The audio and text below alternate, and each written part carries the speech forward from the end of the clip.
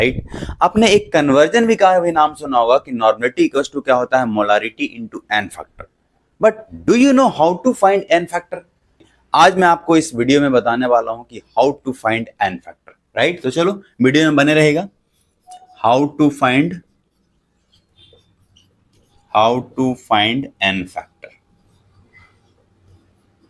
See, with the help of n factor you can easily calculate क्या, normality. Right, तो सबसे पहले बात करते हैं फर्स्ट केस। अगर हम फर्स्ट केस लेते हैं किसके लिए, एसिड के लिए। एसिड के लिए जो n फैक्टर होता है वो क्या होता है, उसके बेसिसिटी के बराबर होता है। क्या होता है, अगर हम एसिड की बात करेंगे तो एसिड के लिए n फैक्टर क्या होगा, n factor equals to its basicity.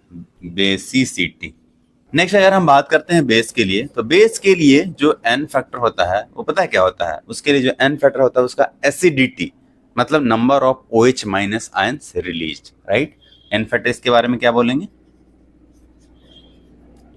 Acidity.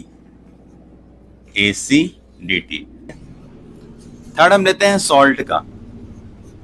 Salt के लिए n फैक्टर पता है क्या होता है, सॉल्ट के लिए n फैक्टर होता है टोटल चार्ज ऑन केटायन और you can say anion. Right, so total charge मैं लिख देता हूं, n factor equals to total charge on cation और you can say anion.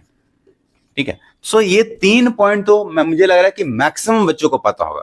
But एक और पॉइंट है जो मैक्सिमम बच्चे भूल जाते हैं, वो ये है कि अगर कोई रेडॉक्स रिएक्शन है, कोई रिएक्शन है, उस केस में अगर मुझे एन फैक्टर निकालना हो तो उसका एन फैक्टर क्या होता है। तो देखो ध्यान से, नंबर 4 इन रेडॉक्स रिएक्शन एन फैक्टर जो होता है वो क्या होता है, चेंज इन ऑक्सीडेशन नंबर के बराबर होता है। क्या होता है, चेंज इन ऑक्सीडेशन नंबर। अब आप बोलो सर इसका कुछ एक एग्जांपल दे दो, तो चलो मैं एक एग्जांपल देता हूं आपको।